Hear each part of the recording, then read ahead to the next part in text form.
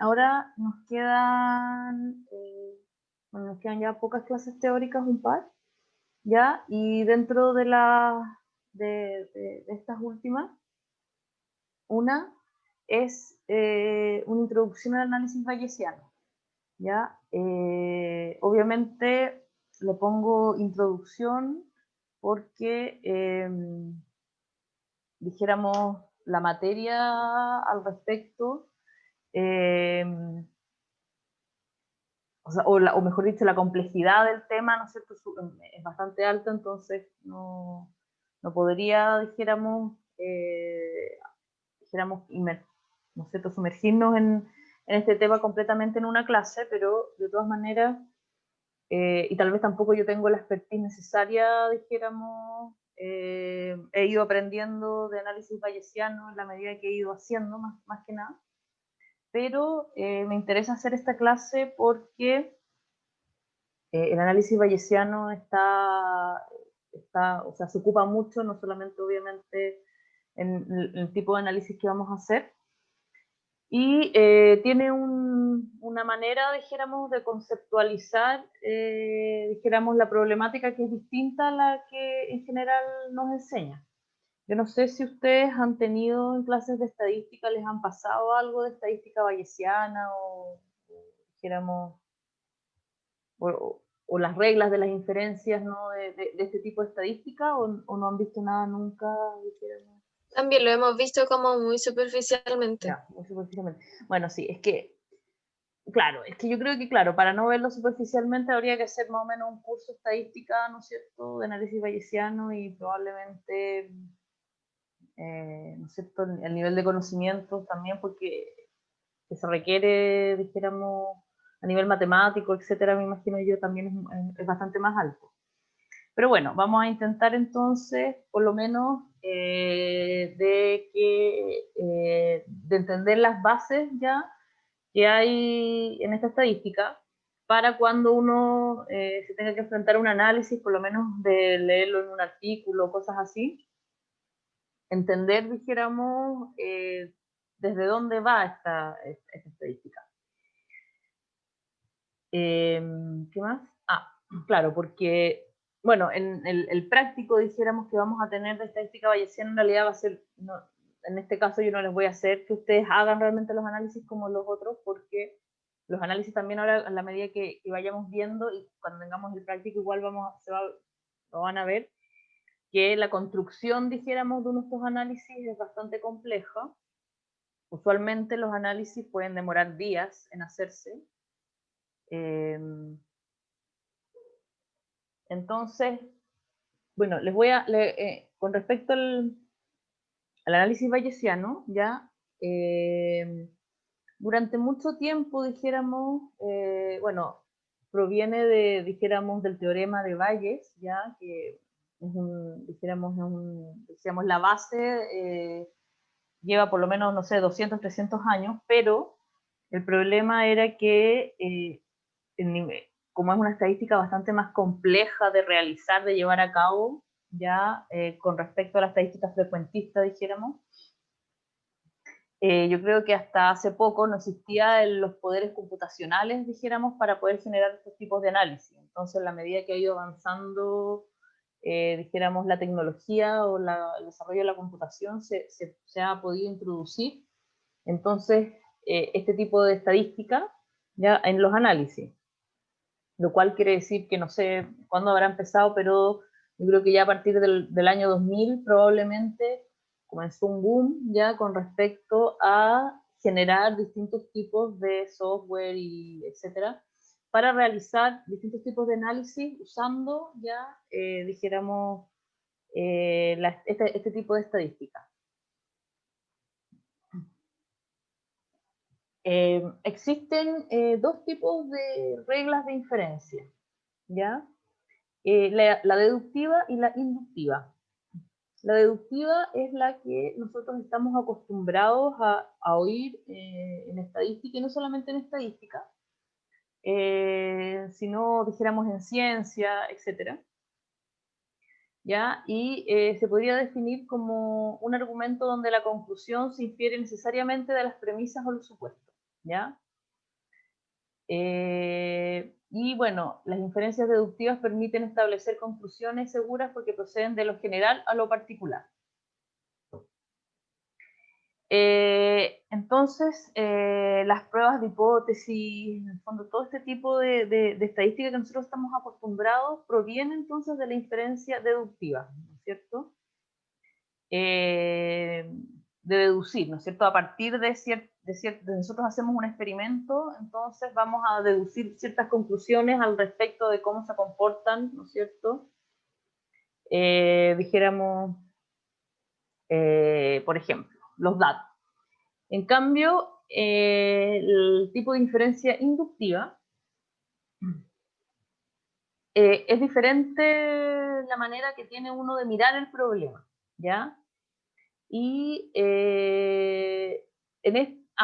bueno, otra cosa importante de la inferencia deductiva es que uno no mide en función de probabilidades, ¿ya? Uno, en el fondo, las pruebas de hipótesis que no sé qué, o sea, toda la estadística está hecha para, ¿cómo se dice?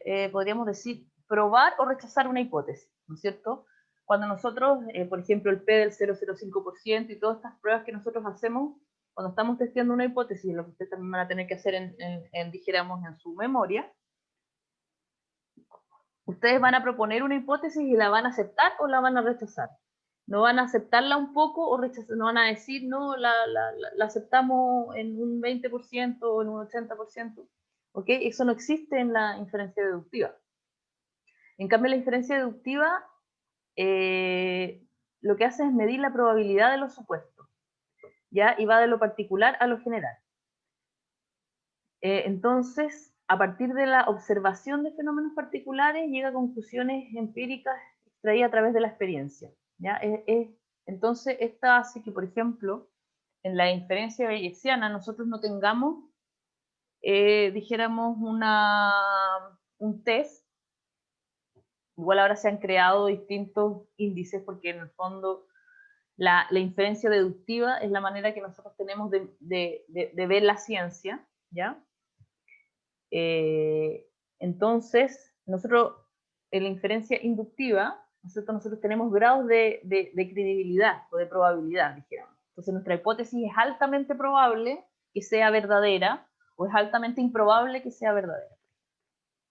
Y entonces, en el fondo, nosotros lo que se hace es usar los datos, más otras cosas, para ver cuál es la credibilidad de esa hipótesis. ¿Ya entienden? Entonces, en el fondo hay, dijéramos, las maneras de enfrentarse dijéramos, al problema es diferente. Entonces, como les decía, en el razonamiento, la inferencia deductiva, una de las cosas más importantes entonces es que una proposición, o sea, que acá lo podemos decir como una hipótesis, ¿no es cierto?, va a ser considerada como cierta o falsa, y no se admiten grados entre estos dos extremos, o sea, o nosotros aprobamos nuestra hipótesis o la rechazamos, ¿ya? Y por eso tenemos entonces estos índices de confianza, donde nosotros, ¿no es cierto?, bueno, yo la verdad es que lamentablemente tampoco sé así mucho de estadística, de repente algunos, no sé si ustedes ¿no es cierto?, han visto, por ejemplo, los problemas que ahora se están discutiendo con respecto a los P, etcétera, otras cosas, ¿no es cierto?, respecto a este tipo de razonamiento. En cambio, el razonamiento, dijéramos, aproximado, que se llama, lo que hacen es aportar modelos teóricos que simulan la capacidad de razonamiento en condiciones de incertidumbre, ¿ya? Cuando no se conoce con absoluta certeza la verdad o la falsedad de una hipótesis. Entonces, en los enunciados se admite un rango de variación, ¿ya? Y bueno, los métodos bayesianos es un tipo de método que se encuentran dentro del razonamiento aproximado, no es el único, ya dijéramos, tipo de metodología, ya que está, dijéramos, dentro de esta forma de pensar, ya, ¿cómo se dice?, de la inferencia inductiva o el razonamiento aproximado. Cuando yo empecé dijéramos, a estudiar este tipo de estadística, a mí lo que me gustó, dijéramos, era que siento que se aproxima más, ¿no es cierto?, a la realidad este tipo de inferencia, ¿no es cierto?, en el sentido de que nosotros todo lo que hacemos, ¿no es cierto?, está rodeado como por condiciones de incertidumbre. Nunca tenemos un conocimiento total ya dijéramos, de todas las cosas que están afectando nuestro análisis. Entonces el problema del razonamiento deductivo, dijéramos, es que en el fondo yo dejo muchas cosas afuera. Muchas veces en realidad es difícil poder probar hipótesis o cosas así, porque nosotros no estamos incluyendo factores, dijéramos, que van a afectar, que pueden estar afectando nuestros datos, pero que en realidad no son parte dijéramos, del análisis en sí. Entonces, el razonamiento aproximado intenta, dijéramos, ¿cómo podríamos decirlo? Tomar en cuenta ya una gran cantidad de factores que podrían estar afectando nuestros resultados.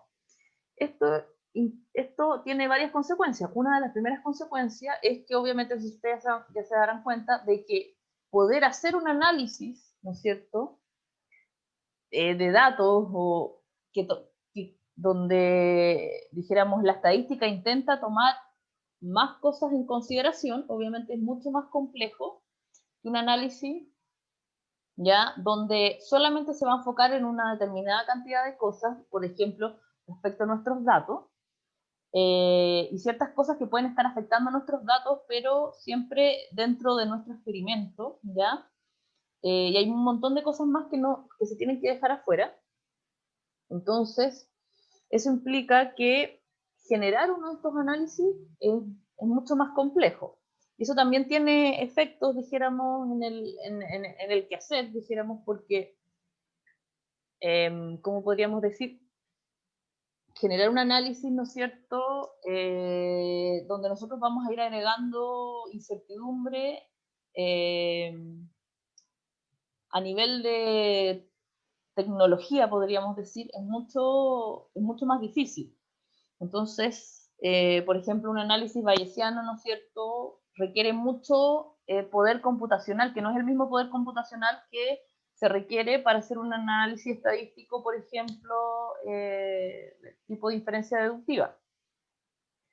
Eso quiere decir que muchas veces en realidad uno no tiene, no porque no dijéramos porque quiera, sino muchas veces no tiene dijéramos, no sé si yo tengo que estar corriendo un análisis, por ejemplo, una semana o 2 semanas, claramente yo no lo puedo hacer desde el computador de mi casa, y voy a necesitar entonces un equipo especial para poder realizar estos análisis. Eso quiere decir que si yo no tengo el equipo especial, aunque yo tenga toda la intención, ¿no es cierto?, de poder hacer un análisis de este tipo, no lo voy a poder hacer y voy a estar entonces forzado a realizar otro tipo de estadística, otro tipo de análisis estadístico, porque simplemente no voy a tener, ¿no es cierto?, dijéramos, la capacidad logística. Pero como les decía, en las últimas décadas, podríamos decir, los últimos 20 años, ha mejorado mucho el poder computacional y también la capacidad de acceder a los recursos, entonces ha hecho que cada vez los análisis bayesianos sean más comunes. Y ustedes también van a encontrar entonces, cuando lean, ahora se pueden fijar, ¿no es cierto?, cuando lean diferentes, diferentes artículos, van a encontrar entonces, ¿cómo se dice?, gran cantidad de análisis que van a estar realizados, ¿no es cierto?, utilizando inferencia bayesiana. Bueno, la probabilidad entonces tiene dos formas de ser interpretada, ¿ya?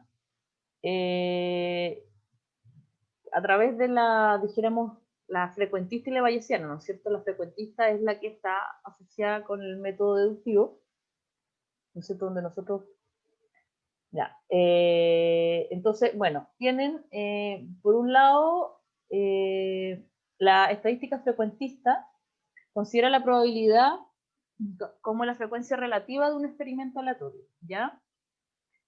Entonces, se interpreta esta probabilidad como un evento objetivo que encontramos en la naturaleza.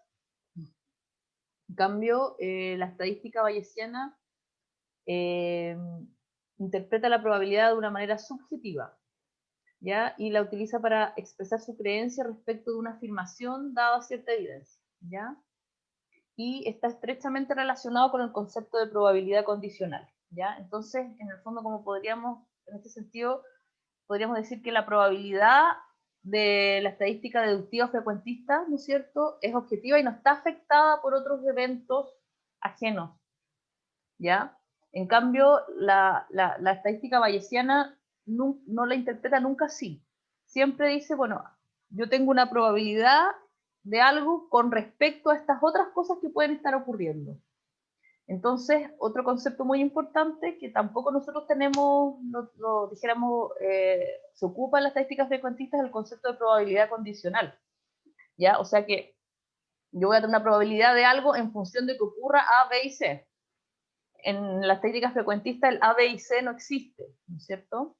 Entonces nosotros vamos a decir la probabilidad es tanto. Ahora nosotros sabemos que en la realidad siempre va a existir el A, B y C. No existe, dijéramos, no existe, dijéramos, esta, como podríamos decir, como una burbuja, ¿no es cierto?, donde los datos o las cosas no estén afectadas por el entorno, eso no existe. Entonces, en ese sentido, a mí me parece también que la estadística bayesiana, podríamos decir, tiene como, no sé, yo la encuentro como que tiene se me olvidó la palabra ahora, pero es como más lógica en el sentido de cómo uno piensa. Bueno, eso es una cosa personal, dijéramos, mía, al respecto de que en el fondo cómo funcionan realmente las cosas biológicas, ¿no es cierto? Si tienen dudas, por favor, de ahí, o no está quedando claro algo, me paran ahí, puedo tratar de continuar explicando, porque esto es complejo, pero hasta el momento estamos viendo como las cosas más, dijéramos, sencillas, en el sentido de como para tratar de hacer ¿cómo se dice?, un paralelo, ¿no es cierto?, entre, porque nosotros estamos acostumbrados a ver, dijéramos, un tipo de estadística. Yo, por ejemplo, nunca vi estadística bayesiana, ni teorema, ni nada, cuando estaba estudiando. Ya no, simplemente no existía. Entonces, la única estadística que siempre nos han enseñado es la manera de pensar, ¿no es cierto?, del falseo de las hipótesis y toda esta cosa, en el fondo, es desde una visión frecuentista o deductiva que se tomó, dijéramos, toda la estadística. Una de las cosas que, por ejemplo, se critica mucho, ¿no es cierto?, es que, y es parte de la estadística frecuentista, es que nosotros no podemos, ¿no es cierto?, cuando nosotros nos vamos a enfrentar a un problema científico, nosotros no podemos sentarnos y simplemente mirar y anotar qué es lo que nosotros estamos encontrando, ¿no es cierto? No sé si han tenido estadísticos, les han pasado, que siempre es necesario que nosotros, ¿no es cierto?, formulemos una hipótesis y en función de la hipótesis, entonces comprobemos que esta sea verdadera o falsa. Entonces, bueno, en ciencia eso está súper, o en ciencias naturales, dijéramos, como la biología, mejor dicho, porque en ciencias sociales obviamente no es así, no es tan así. Eso a mí me parece súper bueno en ese sentido, porque obviamente la observación es básica, ¿no es cierto?, en la ciencia, pero por alguna razón, dijéramos, o mejor dicho, por la influencia de Popper en el método científico, la observación per se, ¿no es cierto?, queda afuera, no se toma como algo científico. Entonces, por ejemplo, los naturalistas, ¿no es cierto?, todo este tipo de ciencia cae en una especie de descrédito porque no es suficientemente científica, porque si yo no me acerco, dijéramos, con una hipótesis o con una cosa, ¿no es cierto?, entonces no estamos haciendo ciencia. Obviamente eso no es así en ese sentido. A mí la inferencia bayesiana no está, dijéramos, regida por esta idea, ¿no es cierto? Entonces, lo que hace que tenga un potencial mucho mayor al respecto, desde mi perspectiva, obviamente. Bueno, la inferencia frecuentista, toda esta hipótesis entonces, que hemos estado hablando, entonces basa su estudio en la teoría del muestreo y utiliza solo la información obtenida de la muestra. Interpreta la probabilidad como una frecuencia relativa, ¿ya? Y bueno, eso quiere decir que todo lo que nosotros vamos a obtener, ¿no es cierto?, va a tener que ver con nuestros datos, nuestra muestra, nuestro experimento.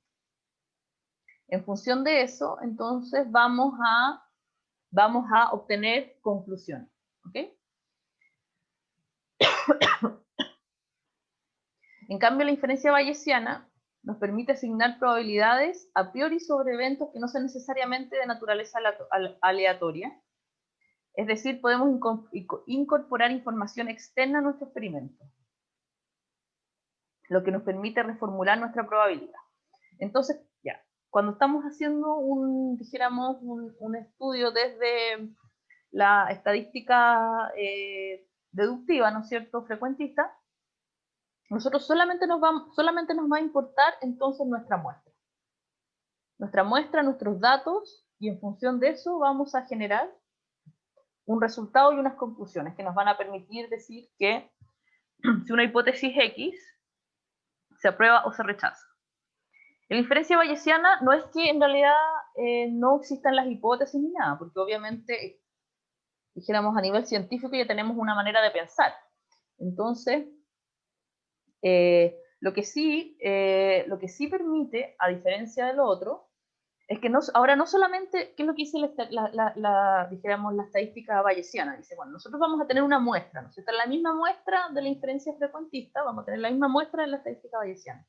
Pero la estadística bayesiana nos va a decir, esa muestra puede estar afectada por eventos diferentes, ya que no están, dijéramos que no, o sea, que no son aleatorios, pero que van a estar afectando los resultados o nuestros datos. Y es necesario que nosotros encontremos una forma ya de agregar esas cosas, esa información externa, para poder tener una visión más objetiva, podríamos decir, o más real, ¿ya?, de cómo nuestros datos se están comportando. Y entonces, bueno, eso, como les decía, yo lo encuentro, es una de las principales como fortalezas que yo considero que tiene la inferencia bayesiana, porque en realidad la estadística frecuentista es reduccionista, ¿no es cierto? Se reduce entonces solamente a nuestros datos y cómo se comportan nuestros datos, etc. Y obviamente todos estamos afectados por una multiplicidad de cosas que pueden tener un efecto, ¿no es cierto?, en cómo se van a formar nuestros datos, que ni siquiera estamos hablando de cosas que sean necesariamente, no sé,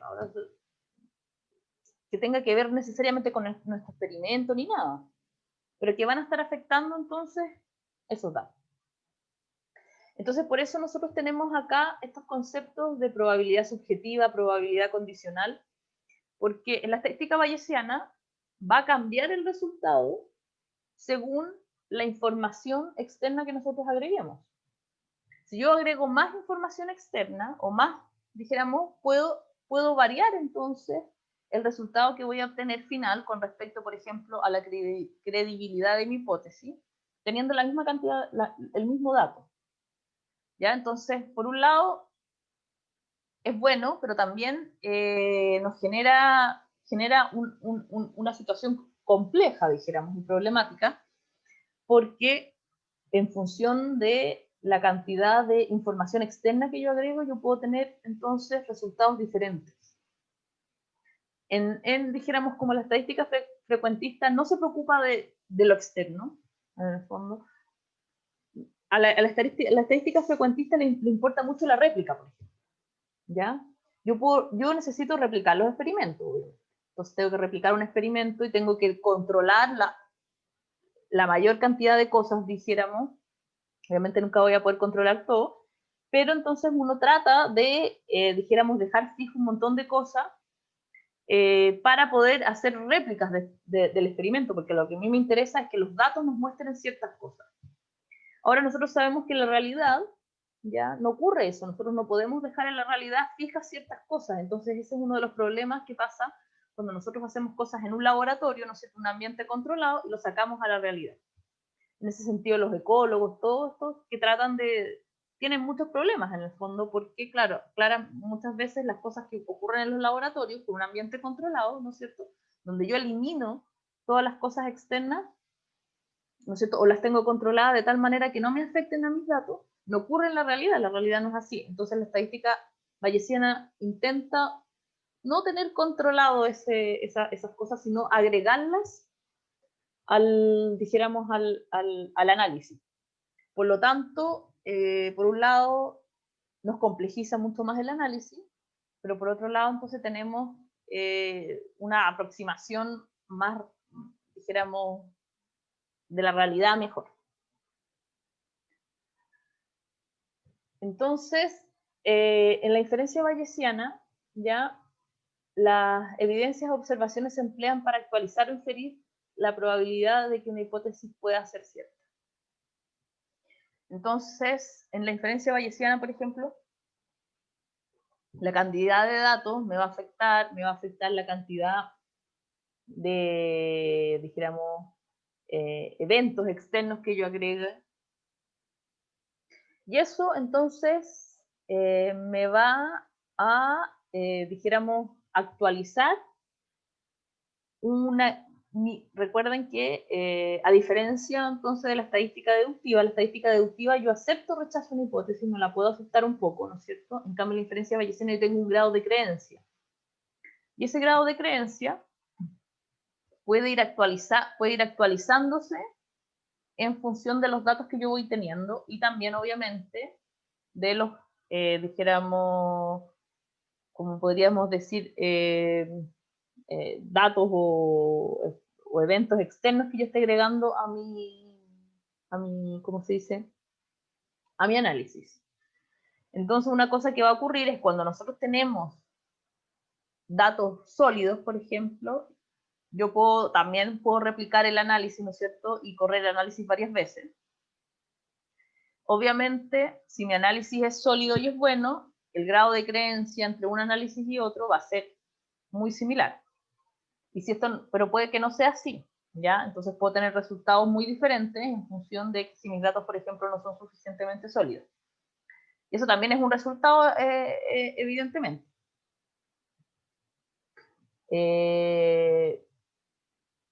Bueno, entonces, en la inferencia bayesiana se observa la evidencia y se calcula un valor estimado ya de grado de creencia. Y hay una cosa que ocurre y es que tener una mayor cantidad de datos disponibles se podrá obtener resultados más satisfactorios porque, dijéramos, en la medida que va avanzando, dijéramos, la mayor cantidad de datos, va aumentando, dijéramos, o permite que este valor, ¿no es cierto?, estimado del grado de creencia, vaya siendo mejor. Entonces, que nosotros podamos tener, dijéramos, un análisis, dijéramos, más sólido, la cantidad de datos que yo tenga, entonces puede afectar, por ejemplo, el análisis, ¿ya? Y de una manera un poco diferente a lo que pasa con la estadística frecuentista, porque es cierto que la cantidad de datos también siempre puede afectar, dijéramos, pero yo tengo un mínimo. Entonces, si yo tengo, no sé, 100, por ejemplo, datos, y tengo 200, a lo mejor no me debería afectar tanto el análisis. En cambio, la estadística bayesiana, por ejemplo, puede tener un efecto importante, ese tipo de cosas. Y obviamente, bueno, la inferencia bayesiana utiliza aspectos del método científico, ¿ya?, que implica recolectar evidencia que se considere consistente o inconsistente con una hipótesis dada. Bueno, nosotros, como les digo, funcionamos, ¿no es cierto? El mundo científico funciona ya de determinada manera, por ejemplo.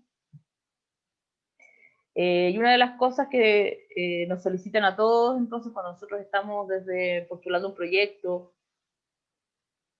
es que tenemos que formular hipótesis. Eso no es algo, o sea, yo lo que veo es que el tema de las hipótesis probablemente ¿no es cierto?, nace de este tipo de, ¿cómo se dice?, de estadística inductiva y sobre todo, como les decía, de esta manera de la filosofía de la ciencia, ¿no es cierto?, popperiana, que es la que domina, dijéramos, el famoso método científico, ¿no? Entonces tampoco es que la inferencia bayesiana intente salirse de eso, sino lo que intentan hacer entonces es, nosotros también vamos a tener una hipótesis, pero como les decía, es probar o generar o que nuestros datos nos muestren un grado de creencia, ¿ya? Entonces lo que nosotros necesitamos es, vamos a tener una hipótesis con nuestros datos y con otra evidencia que nosotros vayamos a considerar que puede estar afectando nuestros datos, entonces testear, dijéramos, qué tan probable es la hipótesis que nosotros vamos a tener. Entonces, en ese sentido, por eso, acá dice que a medida que la evidencia se acumula, el grado de creencia en una hipótesis se va a ir modificando. Por eso, sí va a ser relevante, dijéramos, tener 100 datos o tener 200 puede tener un efecto importante en nuestro grado de creencia y por lo tanto terminar aceptando o rechazando la hipótesis, porque en el fondo al final igual tenemos esa misma forma de funcionar. Bueno, con evidencia suficiente, a menudo el grado de creencia podrá hacerse muy alto o muy bajo, entonces nosotros vamos a poder aceptar o rechazar, dijéramos, una hipótesis no desde la perspectiva, porque acá no tenemos un p-valor, no existe el p-valor en la estadística bayesiana que nos va a decir, ¿no es cierto?, a partir de aquí, entonces la hipótesis se acepta o a partir de acá la hipótesis se rechaza. Existen ciertos estadísticos ahora que se han generado que son análogos ya a, dijéramos, al p-valor, dijéramos, para poder, ¿no es cierto?, cuando hacemos análisis bayesiano, no me acuerdo, existen distintos índices ahora que uno puede generar, dijéramos, no como parte del experimento en sí, porque los análisis bayesianos no entregan P, sino que entregan, dijéramos, distintos tipos de estadísticos que nos van a decir, sabe que dijéramos, sus datos en realidad muestran que la hipótesis es muy probable o es muy poco probable, ¿ya? Entonces, eso. Entonces, y bueno, acá hay un ejemplo muy sencillo de inferencia bayesiana, pero nos permite en el fondo entender un poco de qué se trata esto. Entonces dice, durante miles de millones de años el Sol ha salido después de haberse puesto. El Sol se ha puesto esta noche, hay una probabilidad muy alta de que el Sol va a volver a salir mañana. Existe una probabilidad muy baja de que el Sol no salga mañana. Entonces eso quiere decir que yo, ¿no es cierto?, a través de la observación, ¿ya?, y ver de que se repite un determinado evento, para entonces no va a ser lo mismo que yo vea, dijéramos, el grado de creencia, ¿no es cierto? Olvídense dijéramos, en ese sentido, a lo que me refiero es que no va a ser lo mismo si yo he visto 20 veces salir el sol, a que si yo lo he visto 2 veces salir el sol.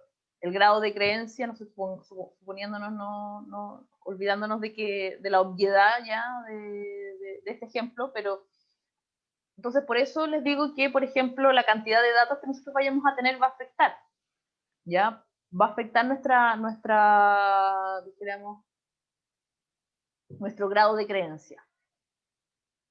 Entonces, lo que hace la inferencia bayesiana es generar un estimador numérico para que nosotros tengamos un grado de creencia. Entonces, que la creencia que nosotros tenemos respecto a determinado hecho va a ser muy alta o va a ser muy baja, ¿ya? Después de haber observado la evidencia que nosotros vamos a tener. La evidencia que nosotros vamos a entregarle van a ser nuestros datos y obviamente todos los factores externos que nosotros consideremos relevantes. Esa va a ser la evidencia y en función de eso entonces el análisis bayesiano va a generar un estimador numérico respecto al grado de creencia. Y bueno, y acá entramos entonces a otro concepto que es muy importante y que en realidad no existe tampoco en la estadística frecuentista, o al menos de la manera que lo pone, dijéramos, en la... No es que no exista, obviamente, ¿ya? Pero no tiene la misma manera, dijéramos, de modelarla, que tiene que ver la probabilidad condicional, que es la probabilidad de que es bastante sencillo, ¿ya? Es la probabilidad de que un evento A ocurra, siendo también que sucede otro evento B, ¿ya? Entonces, ya no solamente nos importa el evento A, sino que es la probabilidad de que ocurra el evento A si B tal, ¿ya? Entonces se lee, bueno, se escribe así y se lee la probabilidad de A dado B. Entonces, en la estadística, dijéramos, frecuentista, nos interesa solamente la probabilidad de A, ¿cierto? El dado B es el que no tenemos como...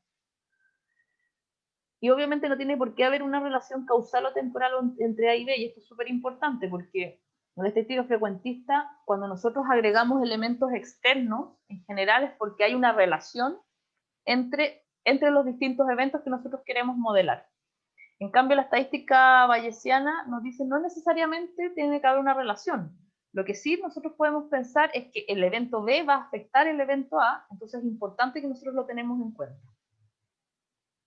¿Ya? Pero puede ser cualquier cosa, dijéramos en ese sentido.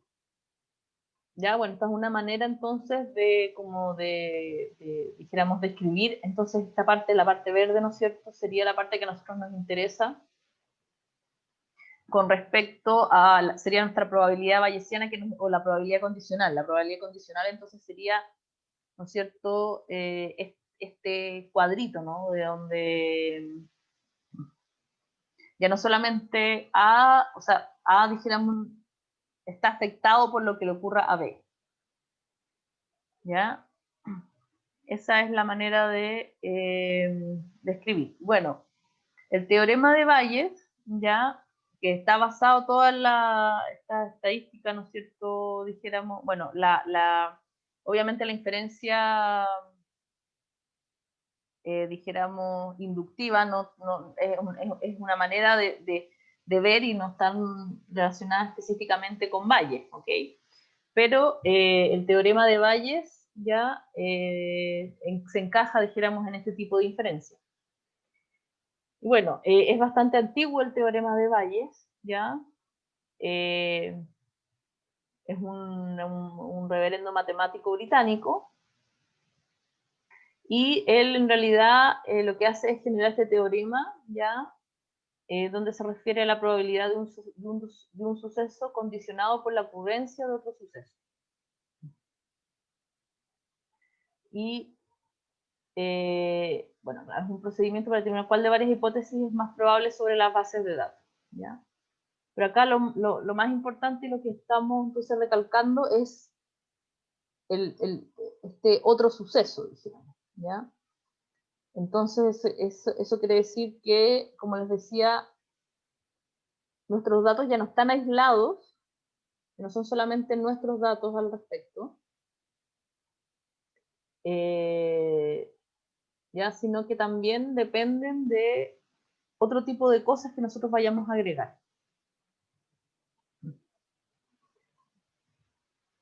Y bueno, el teorema de Bayes entonces es el puente inicial para pasar de una probabilidad a priori inicial, de una hipótesis H, a una probabilidad a posteriori actualizada basada en una nueva observación. Y esta es, dijéramos, que parece bastante sencillo, la verdad es que modelarla o, dijéramos, o calcularla no resulta ser sencillo, lo cual significó que como les decía en un primer momento, durante mucho tiempo, realmente no existía la posibilidad de poder realmente realizar estos tipos de análisis. Y entonces, ahora, ¿no es cierto?, existe no solamente, porque no solamente requiere una estadística, o sea, un poder computacional, sino que la estadística matemática que hay detrás para poder hacer esto también es muy compleja. Entonces, claro, en estos momentos ya existen ambas, ya hay un desarrollo matemático suficientemente bueno para poder hacer este tipo de análisis, ¿cierto? Entonces, en el fondo, podríamos decir que la inferencia deductiva se queda en la probabilidad a priori, ¿ya? Que es la probabilidad de que nosotros vayamos a tener de que un evento sea o no sea. En cambio, en la estadística bayesiana, la probabilidad a priori va a ir modificándose, ¿ya? En función de la evidencia que aportan los datos. Y cuando digo datos, no me refiero solamente, por ejemplo, a nuestros datos particulares del experimento, ¿ya? Sino a la evidencia externa que también nosotros queramos agregar. Entonces, los procedimientos bayesianos funcionan de la misma manera en el sentido de que hay que determinar una distribución inicial, ya que recoja la información que se tenga del problema, y construir una distribución final que es la que va en forma de distribución de probabilidad con la información suministrada por la muestra. ¿Mm?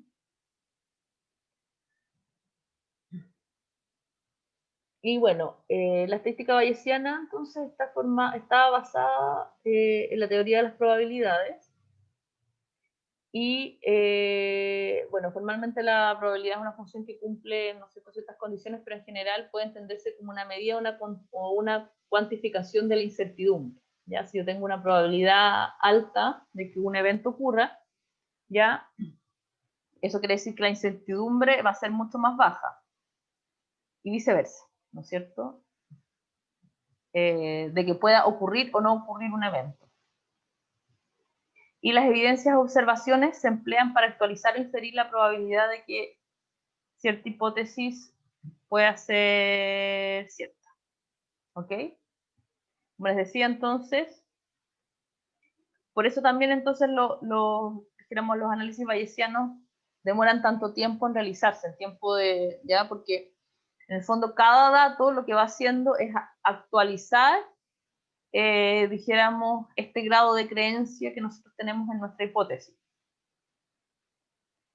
El análisis en el fondo nosotros lo podemos correr muchas veces, por ejemplo, también. Esa es otra cosa que, bueno, ahí vamos a ver cómo pueden, y tal vez también cuando hagamos en el fondo los análisis, cuando veamos el práctico y hagamos los análisis,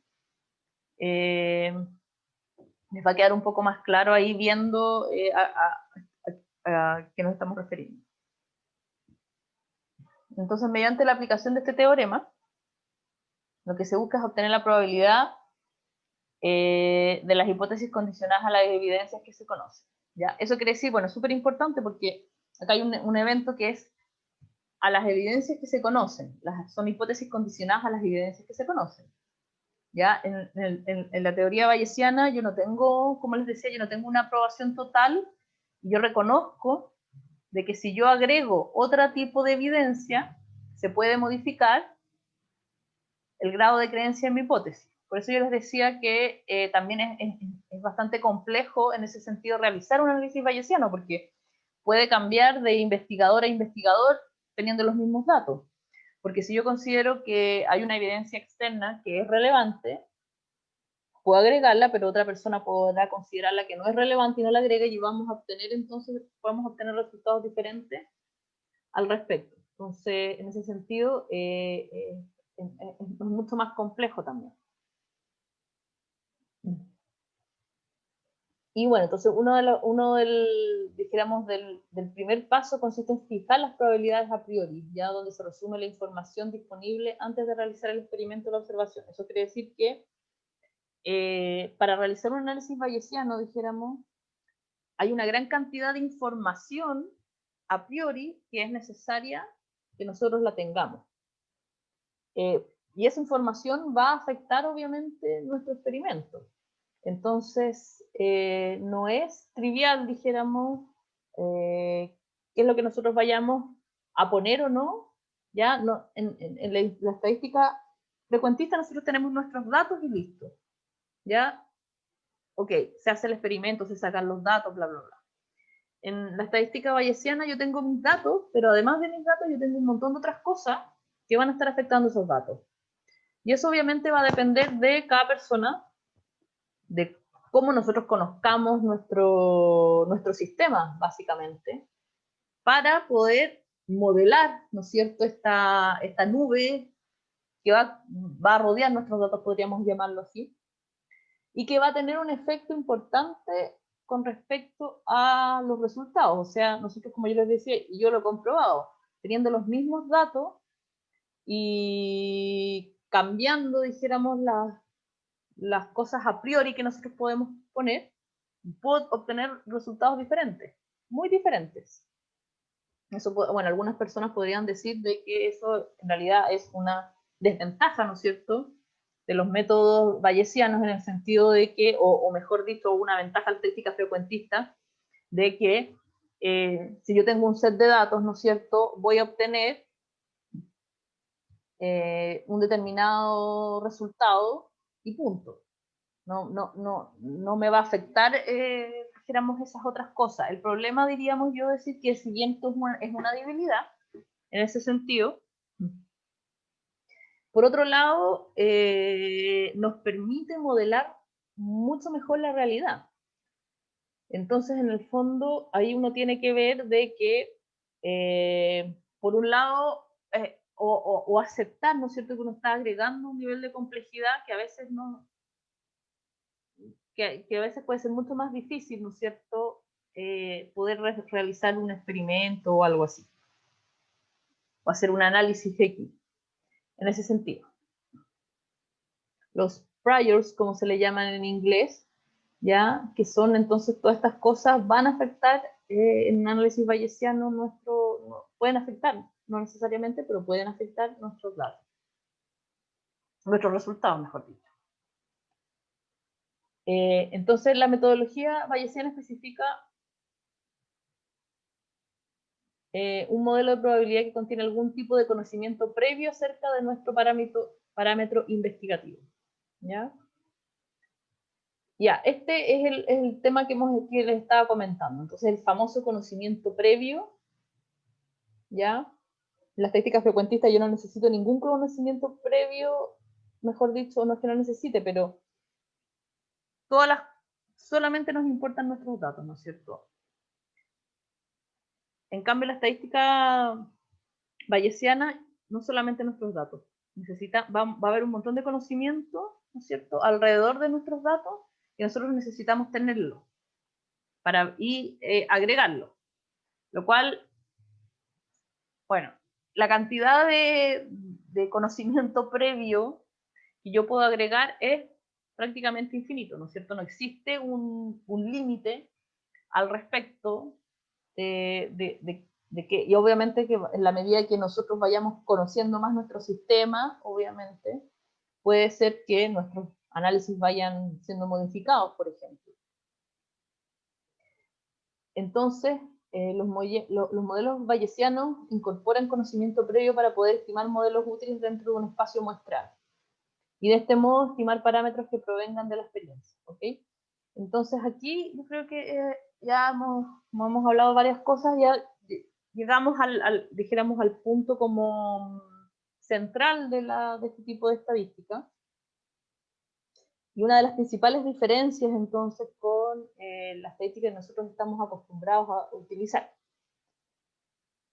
El hecho de que los modelos bayesianos permitan incorporar este conocimiento previo, ya no solamente, a mí me parece realmente muy útil en ese sentido. Por un lado, como les digo, es cierto que complejiza mucho los análisis, y es verdad que hace que no cualquier persona, dijéramos, pueda realizar este tipo de análisis, porque como les decía, de partida yo necesito un computador especial con un tipo de poder, dijéramos, para correr estos análisis. Eso no lo puedo hacer yo en mi casa, ¿no es cierto? Entonces eso quiere decir que hay un montón de cosas que... Pero bueno, así es la ciencia, en el fondo nosotros sobre todo que venimos de países, no sé, venimos de un país ahí con menos recursos, entonces estamos acostumbrados a tener que encontrar las formas, ¿no?, de poder hacer las cosas de todas maneras. Pero por otro lado tiene un potencial muy grande, ¿no? Un potencial muy grande en el sentido de que en la realidad, como les decía, las cosas no ocurren aisladas. Y ese es uno de los problemas. Por ejemplo, yo estudié, ¿no es cierto?, en algún momento ecología, y una de las cosas, los problemas que tienen los ecólogos bastante compleja es de que efectivamente todos los modelos que ellos utilizaban de estadísticas frecuentistas en general, los R eran, ¿no es cierto?, nunca les calza, porque obviamente, dijéramos en la naturaleza existen 1000 cosas que van a estar afectando los datos. Y lamentablemente la estadística frecuentista no tiene cómo, dijéramos, modelar esas miles de cosas que van a estar afectando. Entonces, ellos igual intentan, dijéramos, hacer, ¿no es cierto?, análisis estadísticos para probar cosas, pero uno ve una nube de datos en realidad que no... Y hacen tendencias, ¿no es cierto?, tratan de generar tendencias, la famosa tortura de los, ¿no es cierto?, de los análisis estadísticos para que digan lo que yo quiero probar. Y uno mira eso y dice, bueno, pero en realidad, en ese sentido, la estadística bayesiana es como una respuesta a esto, en el sentido de que entonces nosotros tenemos una forma ahora de incorporar este tipo de cosas, ya, que van a estar afectando nuestros datos. Es inevitable, si nosotros no... Es la manera, dijéramos, que funciona la naturaleza. Y poder tener algo que entonces pueda obtener una conclusión que va a estar más cercana a la realidad. Bueno, para realizar un análisis bayesiano, ¿ya?, se puede distinguir tres etapas distintas. Por un lado, tenemos una primera parte, como les decía, como conoce tus datos y tu modelo, ¿ya?, que es la elección de un modelo de probabilidad completo, ¿ya? ¿Qué quiere decir la elección de una distribución de probabilidad? Bueno, acá está escrito de esa manera, pero en el fondo a lo que se refiere, ya, es que, les decía, no solamente ahora a mí me importan mis datos, sino me importan todas las cosas externas. Y entonces, dijéramos, donde este modelo, dijéramos que yo voy a, porque mis datos, ¿no es cierto?, no están flotando en la nada, sino que están insertos en algo. Ese insertos en algo es este modelo, ¿no?, de probabilidad, los famosos priors, que yo le voy a agregar a mi análisis bayesiano. Y eso es súper vital en el fondo. Esta primera parte, bueno, es muy importante, porque como les decía, los diferentes priors o dijéramos observaciones o eventos a priori que yo voy a agregar, ¿ya?, o externos que yo voy a agregar a mi modelo, me pueden entonces afectar importantemente los resultados que yo voy a tener. Entonces, es una parte muy importante, dijéramos, del éxito de la elección, dijéramos, de esto, que obviamente no es sencillo de realizar, ¿ya? Después hay una segunda parte que es el condicionamiento de los datos observados, ¿ya? ¿Qué es lo que hace el análisis?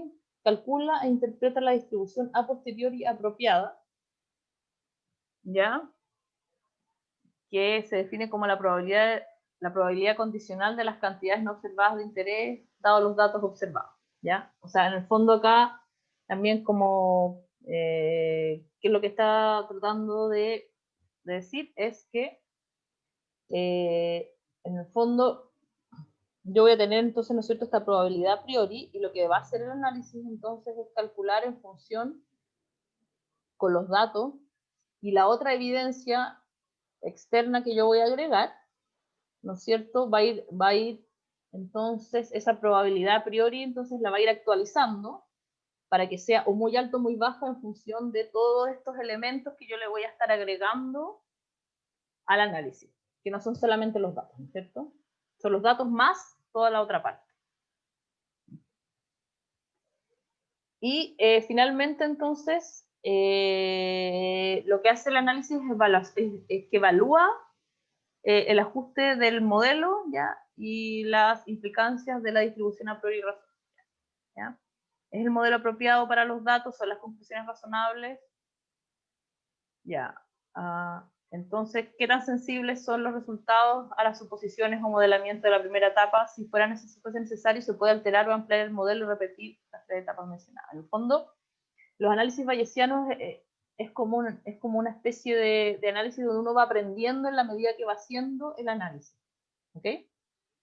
Obviamente, como le decía yo, ya, si uno elige mal, dijéramos esta primera parte, la parte 1, ¿no es cierto? Donde yo no solamente tengo los datos, sino que tengo que elegir un modelo específico con respecto. Si el modelo yo no lo estoy eligiendo bien, entonces, ¿qué es lo que va a encontrar después cuando haga los análisis? Que a lo mejor entonces nuestros resultados no van a tener ciertos indicadores. Como les decía, si bien dijéramos, los análisis bayesianos no generan un P, ¿no es cierto? No tienen el P que nos vayan a decir si esto sí es o no. Sí, obviamente tienen una serie de estadísticos, ¿no es cierto? ¿Qué nos va a decir es apropiado o no es apropiado? Entonces, a lo mejor el modelo que nosotros escogimos no era el más correcto para los datos que nosotros estamos teniendo.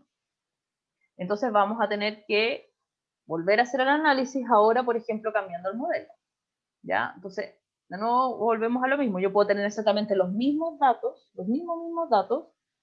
y tener resultados bastante distintos en función de este modelo que, ¿no es cierto?, donde yo hago, obviamente, donde yo pongo dijéramos, los datos. Y lo bueno que tiene de las estadísticas bayesianas es que la estadística bayesiana nos dice, entonces, en el fondo es muy experimental el análisis, ¿no es cierto?, en el sentido de que nosotros podemos ir cambiando y podemos ir, obviamente, experimentando. Nosotros también podemos experimentar con el modelo que nosotros vamos a utilizar, ¿no es cierto?, ir agregando diferentes cosas. A lo mejor no siempre vamos a tener un control total o vamos a tener un conocimiento total respecto a este primer modelo. Ustedes van a darse cuenta cuando hagamos los análisis bayesianos con respecto por ejemplo, los TRMCA y un montón de cosas que es súper complejo generar, ¿cómo se dice? Este modelo, ¿ya? Porque hay muchos factores que pueden influir. Uno a veces no tiene ni siquiera ni remotamente la cantidad de conocimientos, dijéramos. Bueno, ese es también uno de los problemas, que se requiere bastante conocimiento, ¿no es cierto?, para hacer este tipo de análisis. Y bueno, este es dijéramos, como el teorema de Bayes, entonces, o como un análisis bayesiano, ¿no es cierto?, va a ir generando, entonces, le interesa entonces calcular esta distribución de probabilidad a posteriori, ¿ya? Ese es el dato que a nosotros nos interesa. Entonces, a partir de la información inicial y información nueva que nosotros le vayamos agregando también a nuestro análisis, se va a ir entonces actualizando esta distribución a posteriori que va a ser nuestro resultado. Y obviamente la distribución a priori cumple un papel importante en el análisis bayesiano, ya que mide el grado de conocimiento inicial que se tiene de los parámetros en estudio. Y dice, si bien su influencia disminuye a medida que más información muestral es disponible, el uso de una u otra distribución a propia determinará ciertas diferencias en la distribución a posteriori, ¿ya? Entonces acá yo les decía, los datos, por ejemplo, la cantidad de datos que nosotros tengamos va a ser muy relevante.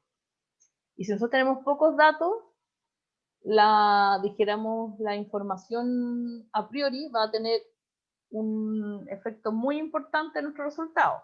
Si nosotros vamos teniendo más y más datos, ¿no es cierto?, la influencia de esos datos van a ir disminuyendo, y dijéramos, nuestro resultado de análisis podríamos decir, va a ser más confiable. Ahora, obviamente, a veces, como les decía, puede pasar, ¿no es cierto?, que nuestra distribución a priori afecte, ¿no es cierto?, los datos de una manera, que aunque nosotros tengamos más datos o hagamos más cosas, dijéramos, no va a cambiar, ¿ya? Entonces ahí tenemos que volver, como les decía, a ver qué es lo que estamos agregando, si estamos agregando algo que no deberíamos estar agregando, etc. O hay algo que falta también. Ahora, ahora el problema que ha habido siempre con el análisis bayesiano y por qué en el fondo durante, no sé, 200 años, dijéramos, quedó más como un teorema que como una posibilidad estadística real, es el cálculo de la distribución a posteriori. El cálculo es muy complejo, ¿ya? Y entonces se requieren algunas aproximaciones analíticas bastante específicas y muy complejas para poder llevarlas a cabo, ¿ya? Y antes no existía, como les decía, los algoritmos, ni la teoría, ni la matemática, dijéramos, para poder hacer estos cálculos de estas distribuciones a posteriori. Y una de las cosas que se usa ahora es, o que usa en general la estadística bayesiana, que no tiene que ver en realidad con el teorema de Bayes per se, es la cadena de Markov-Monte Carlo, ¿ya? No sé si la han escuchado hablar. Es un tipo especial de proceso estocástico discreto en que la probabilidad de que ocurra un evento depende del evento inmediatamente anterior. Ya las cadenas de este tipo... No, pero sí, no la hemos escuchado. ¿Cómo? Que no la hemos escuchado. ¿Desde cuándo no me han escuchado? No, la teoría esa el S. Monte Carlo Markov Chain. Ah, ok. Ya, ok, disculpa. Ya. Ah, ok, sí. Es que bueno, la cadena de Markov Monte Carlo, ya como les digo, es un tipo de... Yo tampoco no sé, yo no tengo el conocimiento así para explicarles bien de qué se trata esto. Obviamente no es algo que se ocupe solamente para análisis bayesiano, ya se ocupa mucho en economía en general, para modelar muchos, dijéramos, como se decía, con muchos modelos que son muy complejos.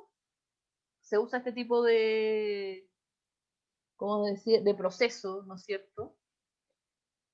Entonces, que se llama cadena de... ¿Y por qué se llama cadena? ¿Ya? Porque es una cadena porque, como les decía, entonces la probabilidad de que ocurra un evento depende del evento inmediatamente anterior.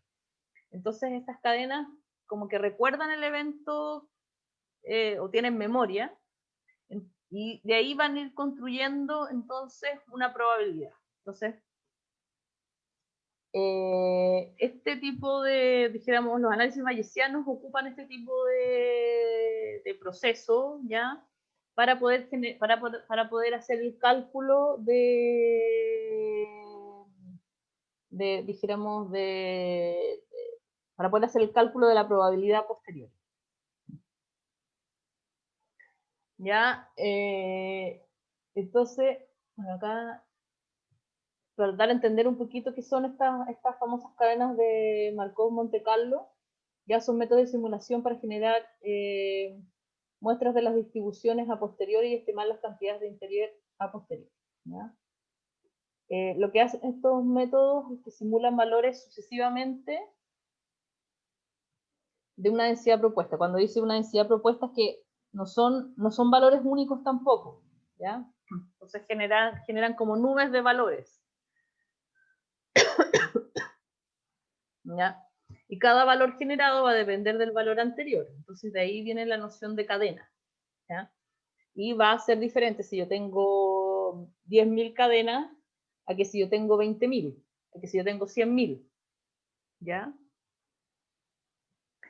Podríamos decir que en la medida que parte, la densidad, dijéramos, del valor es mucho mayor.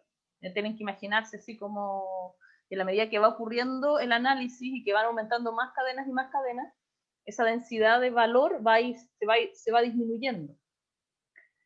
Entonces, por eso no es lo mismo que yo corra 5.000 cadenas a que yo corra 100.000 cadenas, por ejemplo. Y de nuevo tenemos otro efecto que también es típico de nosotros los análisis bayesianos, donde hay un efecto en el resultado que no está relacionado con nuestros datos per se, ¿ya? Sino que tiene que ver, por ejemplo, a cómo se hace el análisis en sí, ¿ya? Entonces, el análisis en sí, en el sentido de que si yo no tengo suficiente cantidad de cadenas de Markov, por ejemplo, yo no voy a tener una buena distribución a posteriori. Mi grado de creencia a lo mejor no va a ser bueno, pero no por mis datos en sí, sino porque yo no generé la suficiente cantidad de cadenas de Markov, por ejemplo. Estos métodos obviamente no son exclusivos ya de la estadística bayesiana, se usan en un montón de cosas, en economía me parece que se usan muchísimo, y ahora sin embargo son bastante usados igual en la computación moderna bayesiana, porque es la forma entonces que encontraron, dijéramos, los que empezaron a desarrollar los software y dijéramos, y la teoría, ¿no es cierto?, para generar estos análisis y sacarlo solamente del teorema.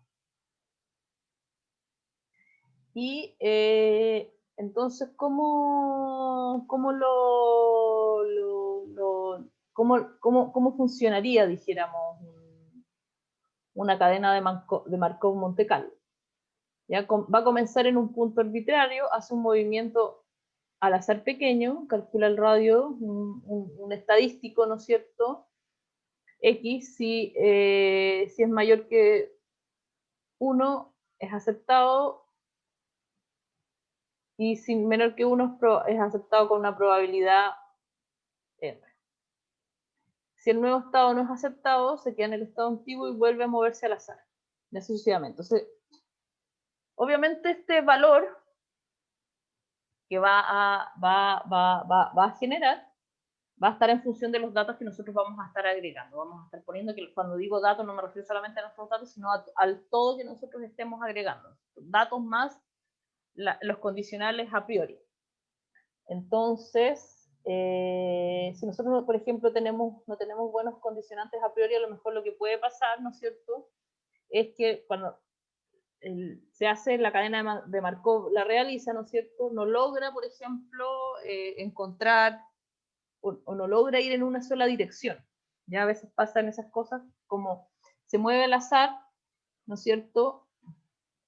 Si nuestros datos o nuestro modelo es sólido, ¿no es cierto?, siempre le va a indicar cuando vaya haciendo la cadena de Markov que tiene que ir por un lado y no por el otro lado. Cuando vaya por el otro lado le va a salir que la probabilidad se va a rechazar, entonces ya, entonces va a ir como por un lado y así es como va a ir creciendo y creciendo y creciendo nuestra, dijéramos, confianza, nuestra probabilidad, ¿no es cierto?, a posteriori.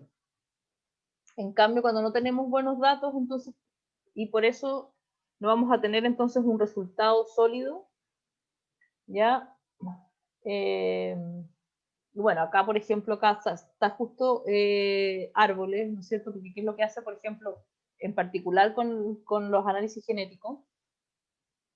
Por ejemplo, cuando nosotros estamos haciendo un análisis de secuencia, ya también lo que hace entonces es generar probabilidades de determinados árboles. Entonces ve la probabilidad, ¿no es cierto?, o por ejemplo, si yo estoy haciendo un análisis filogenético bayesiano, en el fondo, ¿qué es lo que hace? Es eso, genera probabilidades, ¿no es cierto?, pequeñas de clados o de relaciones entre dos individuos, y si dijéramos, esa probabilidad es alta, ¿no es cierto?, va a ir quedándose en el árbol, y el árbol 2 entonces va a, dijéramos, va a depender del árbol 1, y como podríamos decir, van a ir aumentando ¿cómo se dice?, las ramas o la confianza que yo voy a tener en la rama. Y si no, obviamente no va a poder encontrar una solución al respecto. Bueno, eso es la manera que tiene como de funcionar ya los análisis bayesianos. ¿Ok? Como les decía, Obviamente es mucho más complejo, etcétera, y la idea de la clase es que podamos entender, dijéramos, de qué se trata o entregar esta nueva visión ya de que existe un tipo de estadística ya que tiene una manera de mirar las cosas de manera diferente. Bueno, existen, bueno, el software que nosotros vamos a usar para la próxima semana se llama BEAST, que es Bayesian Evolutionary Analysis by Sampling Trees. ¿Ya? Este es un software que en realidad es un grupo de software, no es uno, porque ustedes se van a dar cuenta ahí, o sea, que dada la complejidad de este tipo de análisis, existen como 5 o 6 software distintos para hacer cada cosa. Y entonces es un software que permite un marco general para la estimación de parámetros y testeos de hipótesis de modelos evolutivos a partir de datos moleculares de secuencia. Por ejemplo, una de las cosas que nos interesa a nosotros saber, o principalmente son, ¿no es cierto?, modelar los TRMCA o generar dinámicas poblacionales. Ya hemos visto de que existen distintas maneras de hacer cálculos, ¿cómo se dice? Por ejemplo, ¿no es cierto?, con análisis bastante más sencillos que yo les mostré, ¿no es cierto?, incluso con Alequín, por ejemplo, para calcular edades de clados, etcétera, pero en realidad son demasiado sencillos y no se utilizan. Entonces, si nosotros queremos realmente hacer, por ejemplo, testear, hacer hacer un cálculo de TRMCA, entonces tenemos que usar este tipo de análisis, ¿ya? Me refiero ahora, no permiten que uno publique, por ejemplo, ¿cierto?, un TRMCA si no es usando este tipo de análisis, y obviamente, por un lado es mucho más complejo, pero por otro lado tiene un gran potencial. Me estaba recién acordando que una de las cosas, por ejemplo, de los datos a priori que puede ser muy relevante si ustedes hacen un TRMCA, yo, por ejemplo, puedo agregar un individuo de DNA antiguo que tenga una datación de carbono 14 real, ¿ya? Eso es un dato, ¿no es cierto?, externo, que yo no tendría cómo agregarlo en mi estadística frecuentista de ningún análisis, ¿no es cierto? Porque es un dato y es un dato súper relevante que no tiene ya, un dato súper relevante, dijéramos, para poder hacer, por ejemplo, un cálculo de TRMCA, un dato, ¿no es cierto?, de cálculo molecular, poder tener datado un individuo que nosotros sabemos por otra metodología diferente que tiene tal edad. Y eso nos permite hacerlo los análisis bayesianos. Entonces, bueno, debería actualizar a lo mejor esta paginita porque permite hacer un montón de cosas. Y bueno, el BEAST es un software súper utilizado en la actualidad. Ya las personas que lo manejan, dijéramos, lo van actualizando, no sé, creo que ya han como 20 versiones distintas por lo menos, desde que salió la primera versión de BEAST, y van agregando modelos, van agregando un montón de cosas diferentes a la hora de poder hacer los análisis. Entonces es un software que tiene un gran potencial.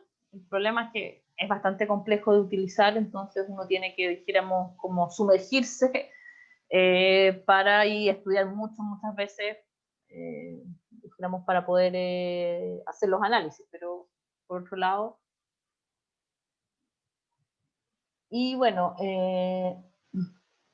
es bastante sencillo. El BIS lo que hace también es generar estos árboles, ¿ya?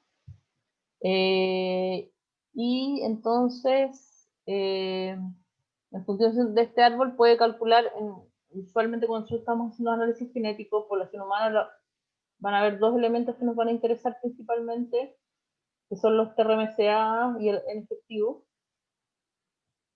ya, aunque se pueden hacer otras cosas, ya con el en efectivo nosotros podemos ver si hay expansiones, si hay cuellos de botella, y bueno, como les decía, no existe no es un solo software, ya, sino que es un paquete, dijéramos, de software, para poder, nosotros vamos a ver en más detalle, ¿no es cierto? El BIS es el que realiza el análisis, pero por ejemplo para generar el input tenemos otro programa que se llama Beauty, que es ahí donde nuestros datos, ¿no es cierto? Tenemos que agregar el famoso modelo, ¿no es cierto? O los condicionantes a priori, que también se le puede llamar, o observaciones, o todas estas cosas externas, ¿no es cierto?, de nuestros datos, que son muchísimas, ahí vamos a ver en más detalle cuando hagamos dijéramos, ya cuando veamos el beauty. Después necesito otro software que es el tracer para poder ver el output del BIS. Y ahí esto es el Tree Annotator, Log Combinate y el Figtree son otros software que permiten hacer otro tipo de cosas. Por ejemplo, ¿no es cierto?, que va a generar árboles. Sin embargo, el tracer, ¿cómo se dice? El tracer no permite ver ningún árbol. Entonces, si yo quiero extraer el árbol que, dijéramos, me hizo el análisis, necesito este programa que se llama Tree Annotator para generar el árbol consenso, y después necesito otro programa que es el Figtree para poder ver el árbol, etc.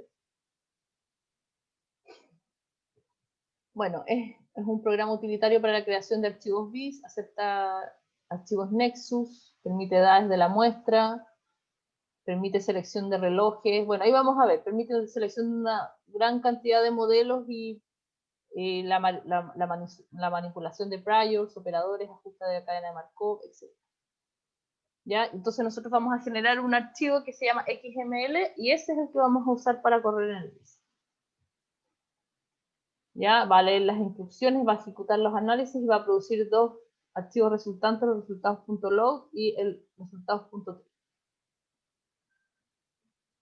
Y bueno, log combina archivos. Porque otra cosa que yo puedo hacer es que si yo, por ejemplo, ya hice una corrida, pero después hice otra corrida con otras 100.000 cadenas y después hice otra, yo puedo combinar todos esos datos que hice en uno. ¿Ya? Y también existe un programa que se llama esto. Bueno, esta es una visión de así es como se ve ya ¿cómo se dice? Un resultado de BIS, obviamente. La próxima semana lo vamos a ver en más detalle, ahí les va a aparecer, pero en realidad, como ustedes pueden ver, no es muy amigable, dijéramos, con el usuario, obviamente. Tree Annotator permite, resume los árboles de archivo tree para producir un árbol de consenso, ¿ya? Y permite mostrar las probabilidades posteriores en los nodos del software Figtree. Y bueno, el tracer entonces es el que vamos a nosotros ver, ¿ya? Esta es la distribución a posteriori, ¿no es cierto? Y bueno, nos va a generar una serie de datos que nos va a permitir decir si nuestro, dijéramos, análisis es bueno o no, o en el fondo qué tan confiable es o no, porque eso es, acuérdense que nosotros tenemos un asunto de confiabilidad. ¿Ya? También nos entrega valores de confianza estadística, dijéramos, ¿ya? El más menos.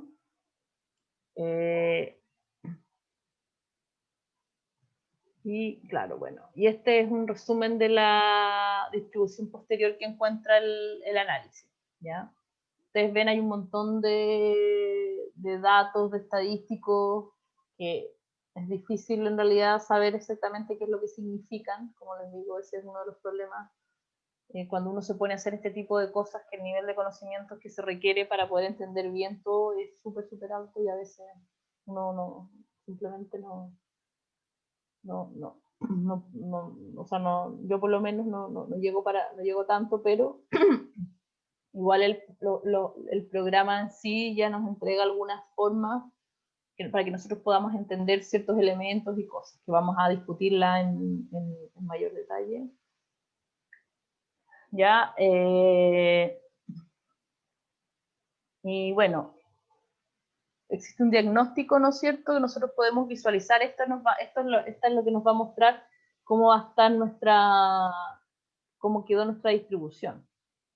Por ejemplo, esta distribución, ¿no es cierto?, se ve que no es muy buena porque, ¿no es cierto?, la amplitud de valores es muy alta. Entonces, nos muestra que probablemente, y acá hay un montón de datos rojitos, como se ven, y ahí eso quiere decir que entonces o nuestro modelo no estuvo bien elegido, o nuestros datos no son suficientes para lo que estamos nosotros queriendo lograr. ¿Ya? Ahí en estos casos lo que nosotros podemos hacer es tratar de cambiar los priors y ver si hay algún efecto diferente. Si no, también habría que cambiar la muestra. ¿Sí? Entonces, ahí se ve que la muestra, entonces, obviamente, como se calculan, ¿no es cierto?, como la cadena Markov, en el fondo lo que hace es, queremos calcular, moverse al azar, ¿no es cierto? Los valores van a ser cercanos, pero nunca van a ser iguales exactamente. Entonces, esta es la manera que nosotros esperamos encontrar. Cuando la amplitud es mucha, eso quiere decir que nuestro análisis no es bueno. Acá hay otro, ¿ya? Hay un valor que se llama el ESS, que es el tamaño efectivo de muestreo, que es el número de sorteos independientes a partir de la distribución posterior en que la cadena de Markov es equivalente. Entonces, cuando ese valor es rojo, ¿ya?, quiere decir que nuestro valor no es muy confiable, no tiene validez, no sé, ¿no? ¿Ya? Y el análisis no es muy bueno. En la medida que nosotros vamos aumentando el ES, entonces eso quiere decir que nuestra cadena Markov, ¿no es cierto?, es más sólida, porque es la cantidad de veces de que el resultado fue más o menos similar, fue relativamente similar. No necesariamente vamos a obtener un ES para todos los valores, bueno, ustedes ahí van a ver, ¿ya? Es más complejo. Y bueno, una cosa que se puede hacer es la reconstrucción de la historia demográfica, ¿ya? Una de las cosas, estos gráficos que ustedes han visto, que se llaman Skyline Plot, ¿ya? Están basados en la teoría de la coalescencia, ¿ya? Y cuantifican la relación entre una genealogía de secuencias y la historia demográfica. Entonces nos permite ver, por ejemplo, y datar entonces que hace, no sé, 10.000 años, por ejemplo, o acá hace, no sé, 15.000 años, entonces hubo un crecimiento exponencial. Y lo otro que se calcula es en efectivo, que el tamaño de población efectivo refleja el número de individuos que contribuye a la generación descendiente, que siempre es más pequeño que el tamaño censal de la población. ¿Ya? Y usualmente las diferencias entre los inefectivos también nos pueden estar siendo influidas, por ejemplo, eventos de cuellos de botella.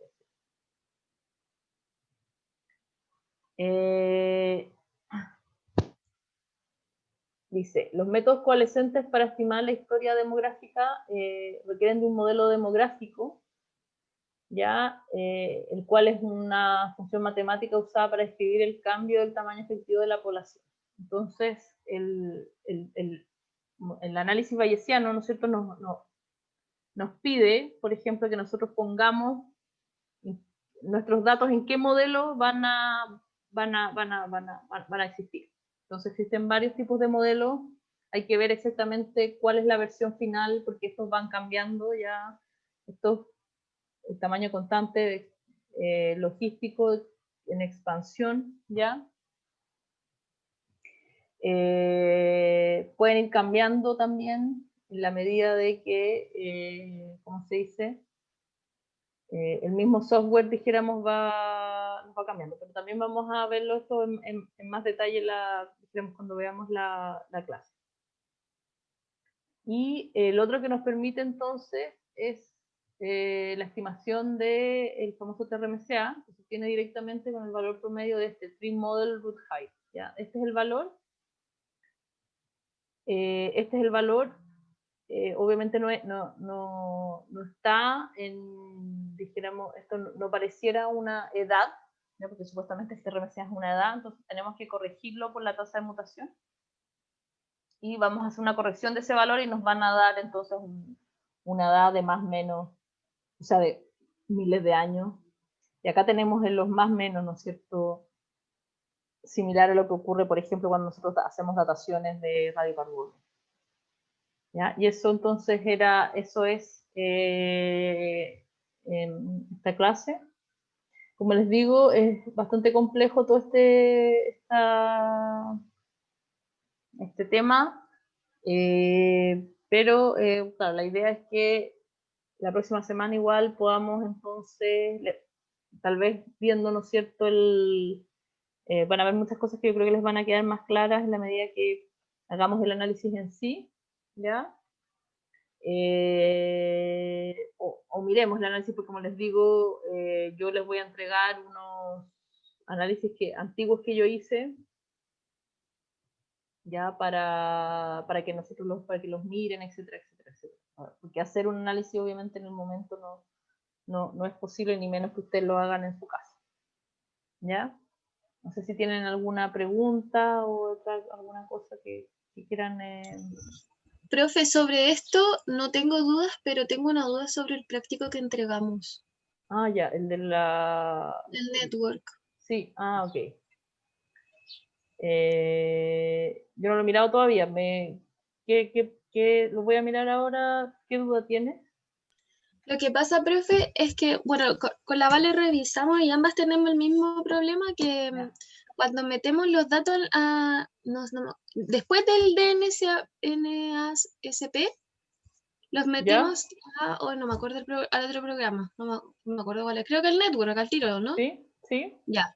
Ahí se supone que debería el network darnos como las posiciones de las mutaciones, pero no las da. No las da. No debería darle el network la posición. No. Ya. No, sí, porque cuando se hacen las líneas, después nos sale la posición de la mutación. No sale la posición. Ya. No, en ese sentido no sale, y a lo mejor no lo dejé claro cuando les hablé, pero no. Una de las cosas que uno tiene que editar del network es justamente dijéramos, los valores. Les va a entregar un valor X que va a ser, no sé, 55, 56. Claro. Y ese valor, entonces, uno, para este nivel, dijéramos, como ustedes lo están haciendo, porque igual es harta pega, dijéramos, hacer esas ediciones, tal vez no sé, pueden tratar de intentarlo, ver si porque en el fondo con el mismo Excel, ¿no es cierto?, uno va mirando, ustedes supuestamente ya tienen el Excel, entonces van a ver, la primera mutación es ¿no es cierto?, no sé, por la 16024, por ejemplo, y que supuestamente está en el individuo, no sé, tanto. Entonces ustedes pueden ir mirando, ya, si efectivamente, y esa es una manera también que uno tiene de ir corrigiéndolo, porque a veces pueden aparecer, ¿no es cierto?, ¿cómo se dice? Pueden aparecer errores, bueno, no necesariamente el caso de ustedes, pero esa es la manera que uno lo hace, dijéramos. Profe, es que a mí me costó, no pude hacer eso, porque intenté hacerlo de acuerdo al Excel que tenía, pero como tenía anteriormente el alineamiento malo, creo que cuando lo arreglé ya no entendía muy bien cómo hacerlo. Así que lo dejé así con los valores que salían nomás. Bueno, está bien, sí, no hay problema. Si no les estoy exigiendo que hagan eso porque en el fondo sé que es más complejo, etcétera, etcétera. Claro, entonces ahí tampoco se podía elegir, por ejemplo, cuando salían esas cositas rojas que no me acuerdo cómo se llaman. No se podía elegir como el camino, porque no sabíamos qué mutaciones eran. Sí, ahí no entendía a lo que se refieren, no. No Es entendía que usted, a ver, que no me acuerdo que en el network sale como ya, un haplotipo